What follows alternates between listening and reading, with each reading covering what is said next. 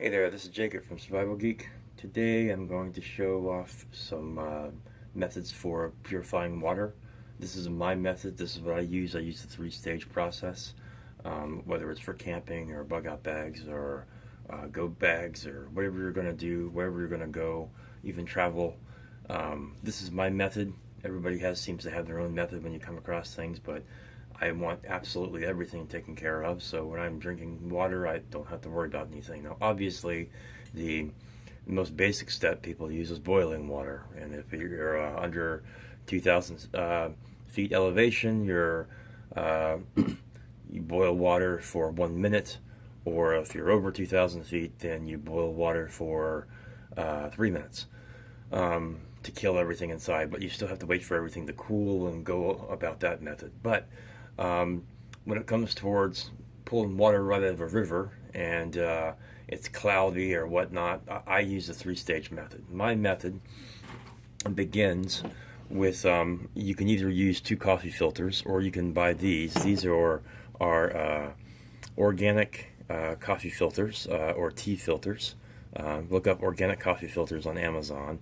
It's a cloth filter. It's reusable. There's no dyes or anything in it, so it's not going to leave any tastes or whatnot. This is a GSI coffee maker. It's collapsible. It goes together like such by GSI. It's got a little bitty hole in the very bottom. Get that closer, GSI. So it pops open. And then this goes over the bottom like such. And then this sits on top of like a coffee cup or whatnot, so you can make coffee. The coffee filter goes on top, peels over the sides, and now I'm able to take water from a river, pour it right into side of here, and it's going to take out all my sediments and grains and particles and different types of things. The big chunky type stuff from sand and dirt to hair to different types of stuff. And I know you can use a bandana. This is 100% cotton, but the flow rate that I get out of here compared to the flow rate I get out of this one here, this is designed for filtering out fine grains like fine coffee grains or fine tea grains. It's designed to do that and still have a high flow rate compared to a bandana, which may take you longer or whatnot. So I tend to go with these when I'm outside and about. I've had a lot of luck with them, and they last a very, very long time. So that's stage one. Stage two, I end up going with an actual water filter. This is a Sawyer water filter. It is a Sawyer 0.1 was what they call the system. They also comes with a plunger, so it filters down contaminants down to 0.1 microns.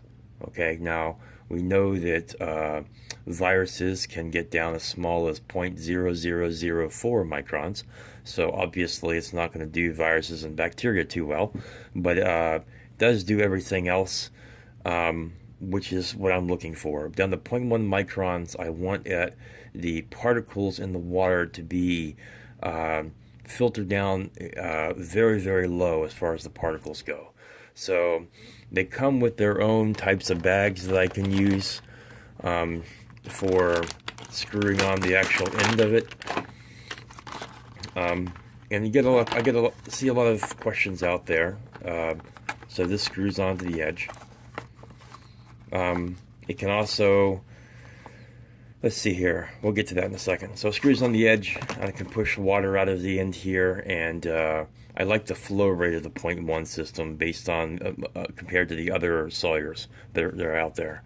But this bag, since they get kind of expensive for these types of bags, you can go to Walmart for $3 on the shelf. They sell by Outdoor Products. That's one of Walmart's brands. They sell a 1 liter bag, and it fits perfectly.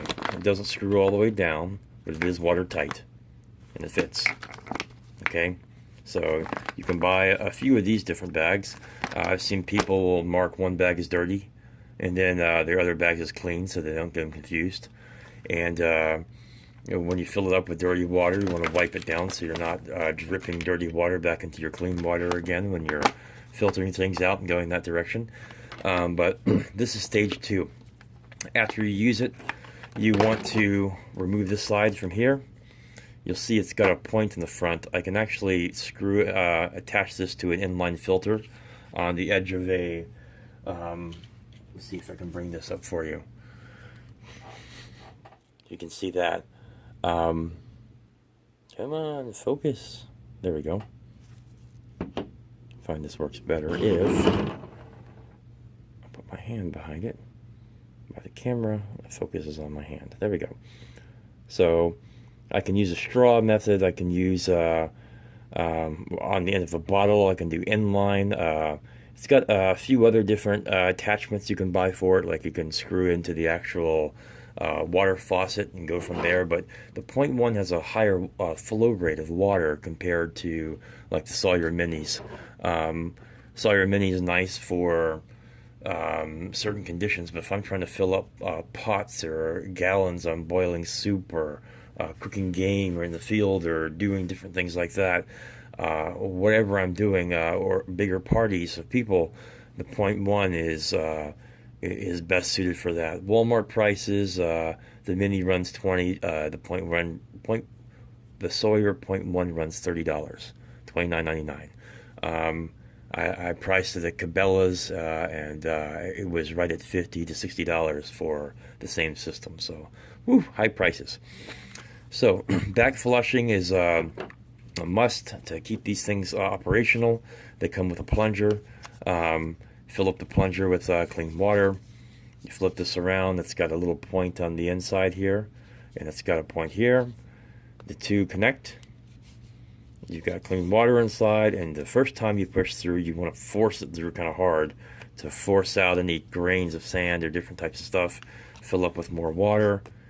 Force through on the inside a little bit less firm this time. Do it 4 or 5 times to clean out anything on the inside. If you're using it and the flow rate gets less and less coming out of it, then you want to switch back to your plunger. So you're not doing it that often, but I tend to do it at the end of every use, so it's good the next time around.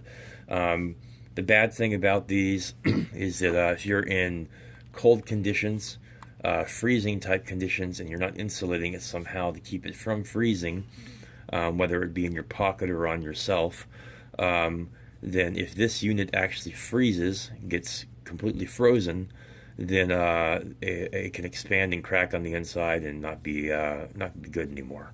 So, but the Sawyers, like I said, down to 0.1 microns. It's my second stage. Let's move on to third stage. Third stage, and also it's always good to have some type of this will hold I believe a gallon and a half of water.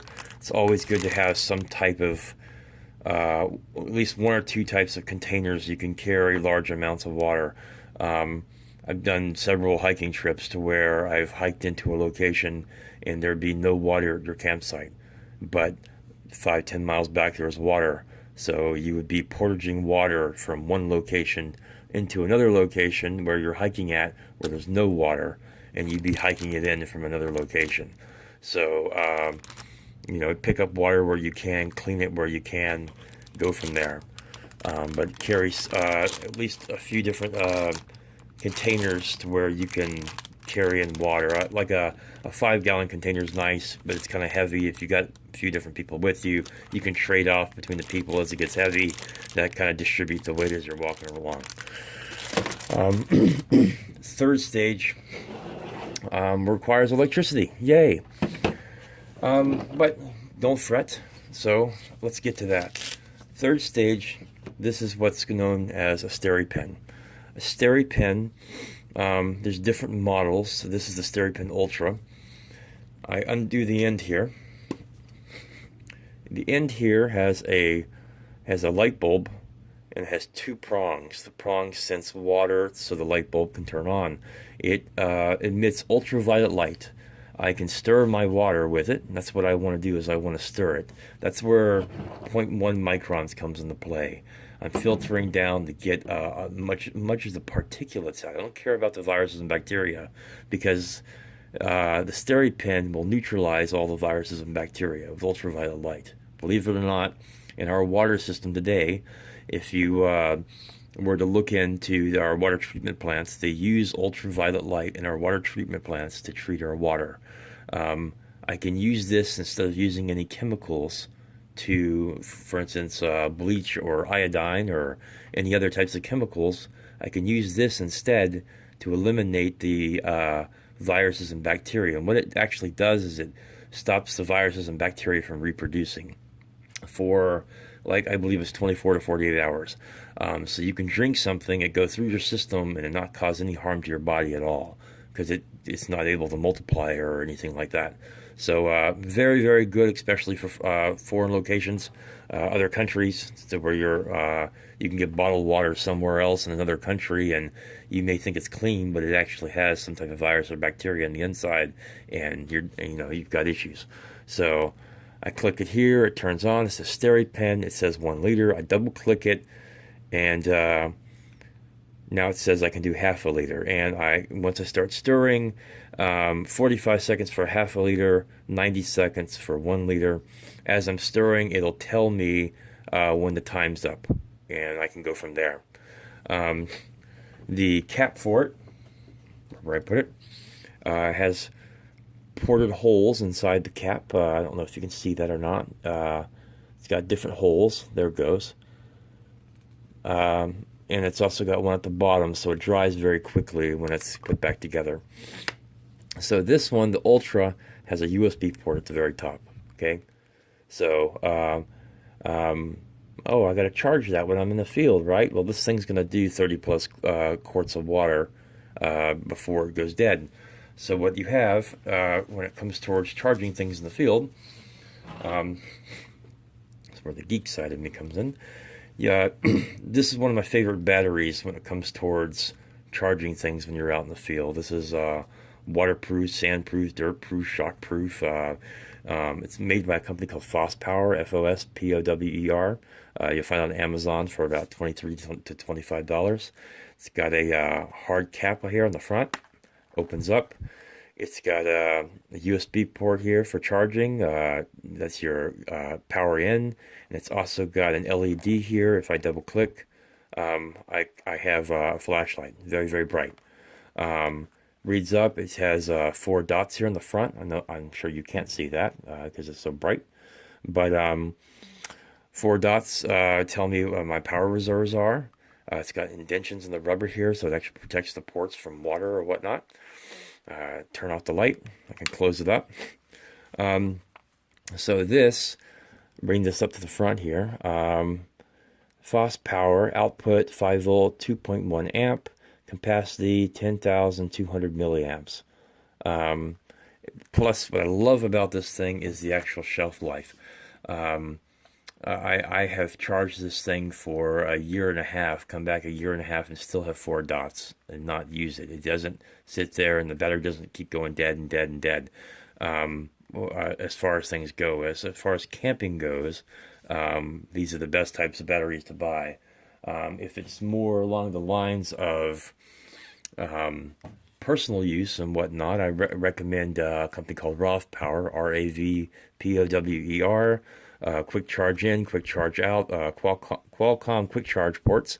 So the battery actually charges in 2 or 3 hours, but plus it's got Qualcomm quick charge out. So if you got like a Samsung Android phone or something like that, really fast charging. So that's again RAVPOWER. But this one, back to the camping side, this is what I recommend for the camping side. I have a zip tie around it with a USB cable in the back. So I can charge this in the daytime. How do I charge it? I carry one of these. This is really lightweight. It's like a small book. Okay. It says PowerPort Solar by Anker. This is a 21 watt, almost like a trapper keeper. Opens up. It has 3 solar panels on the inside. Okay. I can put this in like a clear trash bag or whatnot. hang it from my actual backpack as I'm walking around. On the inside here, it's got two USB ports, two IQ USB ports on the inside. I can plug in a USB cable directly to this, plug it into my battery, and charge my battery. And how you want to do charging when you're outside in the outdoors, you want to be able to, you want to charge your battery in the daytime, and then at nighttime, you want to use the battery to charge your Steripen or your phone or anything else you have.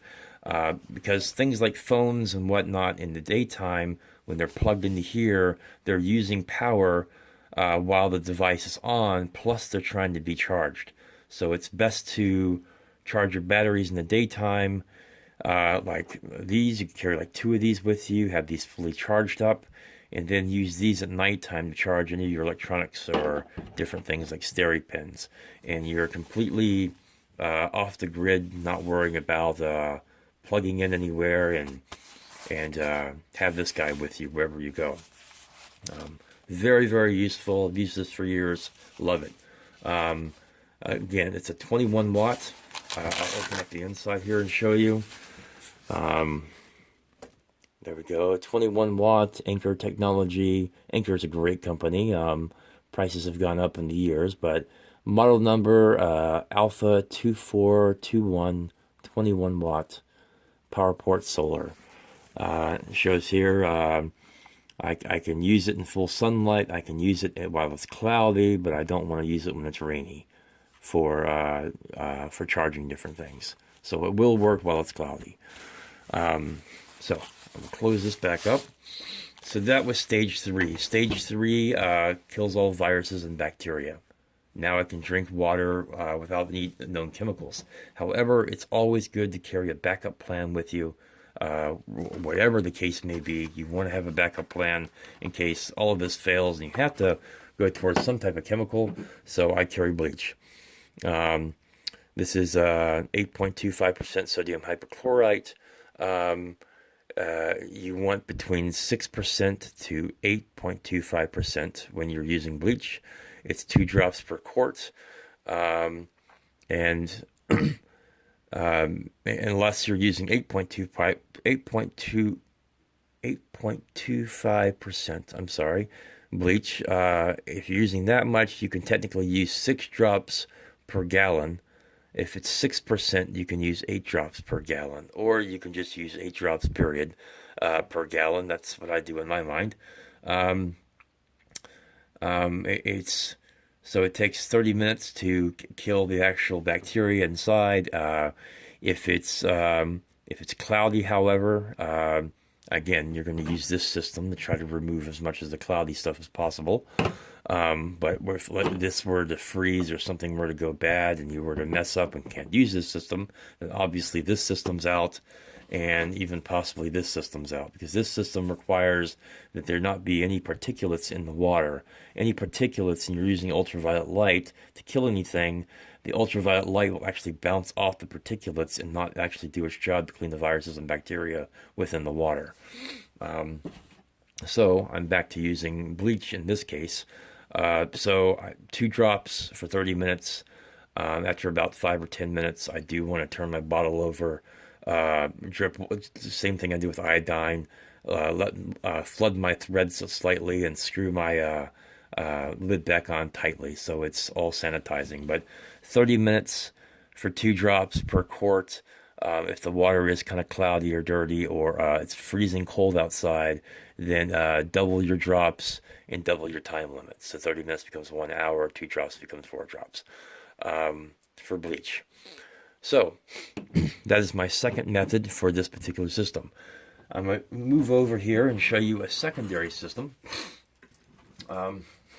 This is what I carry with me, a secondary buck-out bag I have. It's more of a fishing kit I use when I'm out in the woods and going different places. But I have it built up. It's a saddle bag over my shoulder, so it's both fishing and bug-out bag type. Let's see here. I'll grab it real quick. Looks just like that on the side here. So And, you know, got the Moore knife, Bushcraft Black, and compass, and lots of different types of stuff for it all. But this is my tackle bag I carry, but I also have it built up as a survival kit as well. So, as far as water cleaning goes in this type of kit,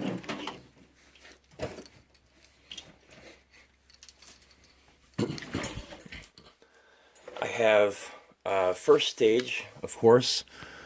I start out with, this is an organic coffee filter. You've seen this one already. Second stage, this is the Sawyer Mini, okay? The Mini gives me the ability to, and I'll pop this up here so you can actually see it. The Mini lets me use it as a straw, a squeeze, right off the bottle, or inline, right off of a Camelback or a, what's the other one? Platypus. And there's a few other brand names that are out there. But I'll bring that up so you can actually read it. Pause your screen if you want to, how it works and everything. It's a membrane filter. Sawyer filters are membrane filters, whether it's the 0.1 or the Mini. This one's much smaller. This one's the $20 one you'll buy. It's got a straw in here for drinking. If I wanted to attach it, that doesn't really fit too well unless you force it on there. But if I wanted to use this to drink water out of like a bottle or something like that, I could do that. It could probably look kind of silly in a restaurant, but then again, it probably would improve the restaurant water. However, that would work for you. It also works quite well for outdoor products. I guess I carry one with me as well. Clips it right on the carabiner, right inside of my bag. This guy screws right on, and it's watertight. Okay, so you can buy a few of these with you. They're 1 quart packages. I wrote dirty on this one, so this is where my dirty water starts with before it becomes clean. Always bring your plunger with you. That way you can keep this thing functional. You can clean them with 1 capful of bleach mixed in with your plunger to run through. So you'll run through 1 or 2 things of regular water, and then you'll run through a little bit of bleach. You know, either a capful or, you know, just a really, really small amount you could carry with you. You know, something around like that or so, mixed in with the rest of your water. And flush it through with bleach. You would do that once a week or so just to kill any contaminants. It's a membrane filter, so that can work very well for the 0.1 or this one as well. And technically, from what I've read, you can, it says 100,000 gallons, but you could technically use them indefinitely if you kept flushing it out on a normal basis, and cleaned it with bleach on a regular basis as well. It would kill everything on the inside, and the membranes would continue to function as they should, down to 0.1 microns. Now you can drink at 0.1 microns. You really don't have to worry about viruses and bacteria too much, depending on your water source.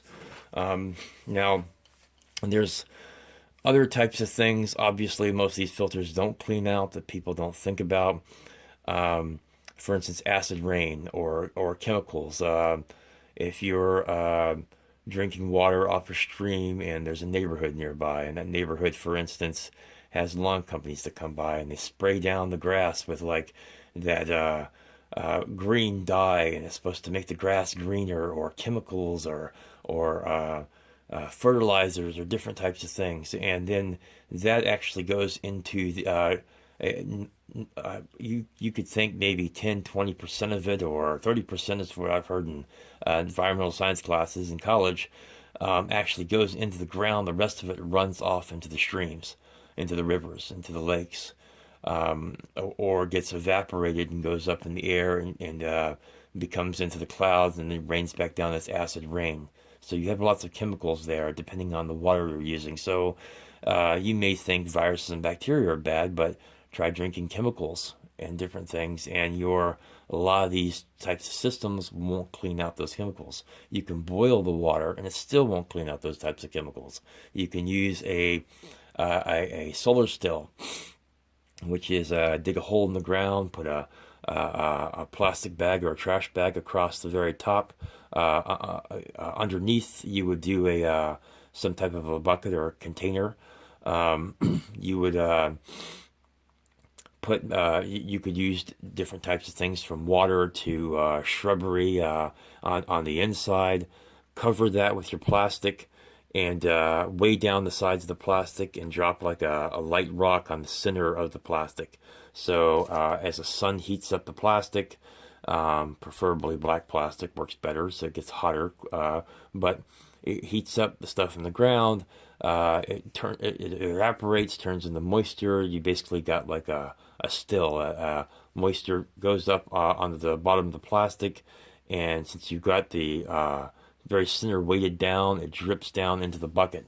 But even with solar stills, like I said, acid rain is it gets evaporated into the sky and comes back down again. It's not going to clean out those types of chemicals. So be very selective where you draw your water supply from and get things from. Yeah, you can use common sense, knowing things that drain off of mountains or different things like that may come from a natural spring that's being filtered in the ground and whatnot. May have cleaner water than a stream that's next to a neighborhood or whatnot you're using from there. So lots of common sense. A secondary item I use in case this one doesn't work is, in this case, I would use iodine. With iodine, I use a Polar Pure. Polar Pure, probably some of the, it does 500 gallons, 2,000 quarts. Uses prilled iodine or iodine crystals on the insides. Here, I'll pull this up on the side so you guys can read it. I'll go slowly so you can keep pausing your screen and read through.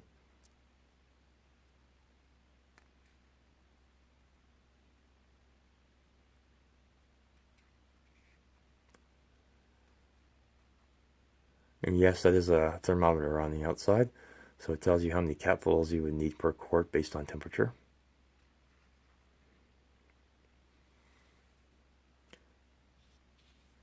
And for those of you out there saying, well, you can't buy iodine anymore to refill these things, that is actually not true at all. You can still buy iodine for these to actually refill them. So I will show you really fast what I'm talking about. So those that are, oh, let me touch base on this really quickly. So if I'm using iodine, you would pour it into your water, whatever capfuls you need based on temperature. You would shake up your water. So if I'm using a Nalgene bottle, for instance, and I'm using 32 ounces or a quarter or whatever I'm using here, and I shake up my water. I wait 5 minutes, and after 5 minutes, I turn the bottle upside down. I turn the threads slightly so the threads get flooded just with a little bit of the water from inside the bottle. I screw it tight again, and what that's going to do is the contaminated water inside the threads is actually going to be killed off as well. So, so we want to do that as well if we're doing iodine. And then I'm going to wait 30 minutes. If it's really cold outside, it could be an hour or hour and a half, depending. Cloudy water, hopefully I've taken care of the cloudy water with something like this to knock out as much cloudy water as possible. So, that being said, most people don't really like the taste of iodine when it comes towards iodine type water. So, let me try to explain this as best as I can. Vitamin C. Vitamin C comes in two forms. Either pure absorbic acid, which is kind of harmful on most people can't handle it in their stomachs. It's painful or whatnot. It can hurt pure absorbic acid. So what companies will do is they'll add CMP to absorbic acid. CMP is calcium, magnesium, and potassium. They'll add that to the absorbic acid, which is kind of like a buffer. So when you take it inside your system, you don't really have any pains or anything. Most vitamin C you buy at the store these days all include CMP. It's not pure absorbic acid. So if you want pure absorbic acid, you have to look for it and find it. On Amazon, they'll sell one on here called Now. Now is vitamin C crystals. It's pure absorbic acid, pure powder. This is 1 pound, 454 grams. It's for 1 quart of water, you would take 1 pinch of absorbic acid, and that's what this is. This is absorbic acid. I took an old loratadine bottle that I picked up that I had from Sam's Club, dual packs there for allergies or whatnot, and I cleaned it up and use it now as for vitamin C absorbic acid. And you can see 1/2 a teaspoon equals 2.25 grams, which is 2,250 milligrams. You would use 50 milligrams, which is a pinch per quart, for 5 to 10 minutes. Once you add the pinch into the water, and this is after your water has already been treated, you've already waited your 30 minutes to an hour to hour and a half, whatever you're using your calculation for your cleaning your water, and you're ready to drink it. Okay, you're at that point. Now you're going to add a pinch of your absorbic acid to your iodine water. You're going to close the lid again. You're going to shake it up real good, and you're going to let it sit for 5 to 10 minutes. What that's going to do is it's going to neutralize the color of the iodine, as well as most of the taste will be neutralized as well. So with absorbic acid. So I'm going to back up here so you guys can see it. It's not that expensive at all. $16 for 1 pound of absorbic acid. Now we're talking a pinch here. Look how big this is. This is not 1 pound. This is really, really, really tiny. I poured a little bit from this container into here. So this is really good quality. 4.5 out of 5 stars, 433 reviews. So this is what I recommend if you're going to go that route, as far as 8 ounces, 1 pound, 3 pounds. As far as taking out the iodine taste, the flavor, the color from your iodine water. Okay, so let's back up here and go back to you're going to have people that are going to tell you that, let's see here, nope, not there. Okay, you're going to have people going to tell you that the crystals here, iodine crystals were used for making crystal meth for drugs. Somebody figured out how to do something there, and for a while these were banned in the United States, as well as iodine crystals themselves. But you can still buy iodine crystals. Most people say you can't buy them anymore. This is directly from Amazon. It's potassium iodine. It's 100% pure USP. USP is what you're looking for. And you can add this, the actual iodine crystals. If you're refilling a Polar Pure, you can use this to refill a Polar Pure. This one's actually used to make Lugol's iodine solution. So if I look on here, I can say, oh, but it's not actually being sold. Yes, it is. Click on all buying options. And I can buy it here for $15 plus $5 shipping and handling. So $20, I get 100 grams of pure iodine crystals, 100% USP. So when the person tells you, well, you can't buy that anymore, I wouldn't believe them. I would say differently. If I back up here, I noticed that, no, not there. Let's see here. I was buying other types of stuff. If I type it in, I notice there's several other companies out there that sell potassium iodine crystals, okay, as I'm searching through here. So this one here is the highest rated, but, and that's just a few there, and there's several other companies around all over the place that sell potassium iodine crystals. So, but you're looking for the ones that say USP. It's, I forget, it's like a federal group or independent group that monitors all that type of stuff to make sure it's actually pure. What you're buying is pure form, kind of like buying something that says USDA on the front of it, or non-GMO, or any of those types of labels on the front of it that are USDA organic or whatnot. It's a regulation group that monitors that type of thing. Anyways, that's something you can look up later. I'm not going to get into explaining that right now. This is my second kit, but like I said, always carry two types of two systems. So this is one system for me for using an organic filter and a Sawyer kit. That's one system. Second system is iodine with absorbic acid in case this fails. Now this I'm always going to use. This never fails, ever, ever, ever, for removing sand and dirt and everything else. When this gets dirty, I can just wash it out and go again, over and over and over, constantly. And of course, you're always going to have bandanas or handkerchiefs or whatever you want to call them. Always want the 100% cotton ones with you. I try to get the ones that are as light as possible without as much color, because you don't want, I don't really want to be drinking the color as they start to bleed or fade and everything like that. That's why a lot of times I go with these, because they're organic and they're dye free. So, but always have two systems with you, whatever it is. Polar Pures are great, 2,000 quarts up to, 500 gallons of water before I have to put, I think it's like 5 to 10 grams of, or like a few pinches of iodine crystals. And I can shake it, and you can kind of hear the crystals in the bottom. You can't really see it because it's a brown opaque color here. But there are crystals in the very bottom. And basically every time I use it and add whatever capfuls I need for my water, I'm going to refill this, wait 1 hour, and now I've got iodine again, and I can use it again, and use it again, use it again. And the iodine crystals on the inside are just making a solution every single time, and on and on and on. This will last forever. It's never going to go bad or any of that type of stuff. So I'll try to run this by the screen really quickly. This is the instructions and the pamphlet that comes on the inside here. You can pause your screen to go and try to read some of this if you'd like to. But this is what ships.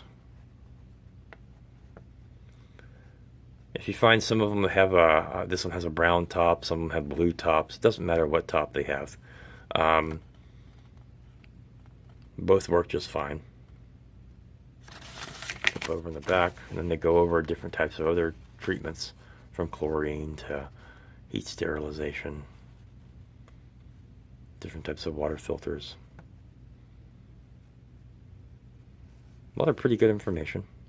Of course, they are trying to sell their device and not anything else that's out there.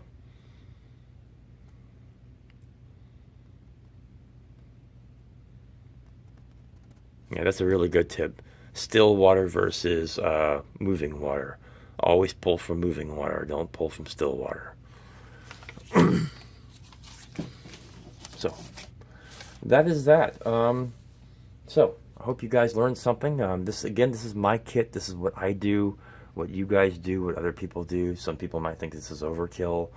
I've spoken to many survivalists that don't believe in using electronics or power because they think it's going to fail, so they built their systems around not using power or electronics. Well, we are in a technological age. Even if we had a massive war or multiple countries failed or everything like that, the aftermath that was left over in the end would still be able to get, would still have engineers, would still be able to get things, have power running again, or different types of things like that. That's what we live in. We're at an age to where we're not primitive primates or people of that caliber that were nomadic. We're not like that. We have enough knowledge that we brought up in school and college and things to where wind power, water power, different types of things. I've seen projects on YouTube where people get power running from almost anything. So to kind of say that we're not going to use power or getting away from that type of thing or building systems away from that type of thing, to me is just silly. So I try to incorporate that in whatever I do, because this is a smaller solar panel. If you're living off-grid and you want power, look in the solar briefcases. Literally, type that into Amazon. Solar briefcases. You'll find that they're already pre-set up with inverters, and they look like this massive case you would put one or two hunting rifles in. You open the case up, it's got a stand with it, it props up, and it can run a drill or a TV or the bigger objects off of it. And then buy an array of car batteries. There are RV road vehicle channels on YouTube that teach people how to take their road vehicle and buy 15 car batteries or 10 car batteries and wire them all up directly to where it increases the amperage on all the units as they're all wired in and become one big battery. Then you're using your solar briefcase or 2 or 3 solar briefcases to actually charge those, so you can live off grid and not need power because you already have your own bringing with you everywhere you go. There's a lot of ways and different things you can look in to do these types of things. A lot of smart people out there, a lot of credit to be given to a lot of different groups of people. So to say that we're not going to live without power is just silly. So anyways, this is my smaller system. This is my bigger system again. Again, Anker solar power, Steripen. Steripens come in different types. Most of the time, they have ones that run on camera batteries. So if you're in a different country and you go to a gift shop or a store, you can pull out a camera battery and load it inside instead of the USB port. Drops the price some. They also have their warranty guarantee with it, to where if you sign up for it after so many liters of water you use, they'll actually give you a free bulb replacement. You can send in your old bulb and get a new bulb. So with Steripen, I like that. But again, definitely worth it if you can grab one and pick one up or two, whatever you're going to use, especially if you're traveling to other countries and you're flying. Great thing to have in your carry-along bag to bring with you wherever you're at. So anyways, that is that. And very quickly, I was talking about batteries earlier.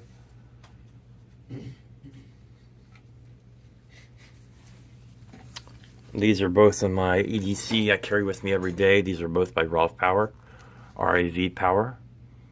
And you can see the fronts up here on the top. So it's quick charge out, quick charge in. This one actually has, on the front of it, I click and it tells me how much battery life I have. I double click and I have a flashlight. Quick charge for my Samsung Galaxy device, makes it charge extremely fast. This is a quick charge 2.0. This is a quick charge 3.0. This particular battery is it's over 20,000 milliamp. And the front of here, you can see it's got quick charge, iSmart, 2.4 amp, and it's got a Type C 3 amp as well as a quick charge in. This one takes about 2.5 hours, or 2.5 to 3 hours to charge literally from 0 to 100%. Most other batteries I get will take, I've had batteries take 8, 10, 12 hours to charge completely from 0 to 100. It's ridiculous. But quick charge in, big difference. So I've even tried the Ankers batteries in the past. Anker's a pretty good battery, but RAV Power, as far as EDC situations go, absolutely love them. So that's the way to fly. Anyways, it's just a bit of a tidbit. So you guys have a great day, and I'll catch you next video. Thanks. Bye.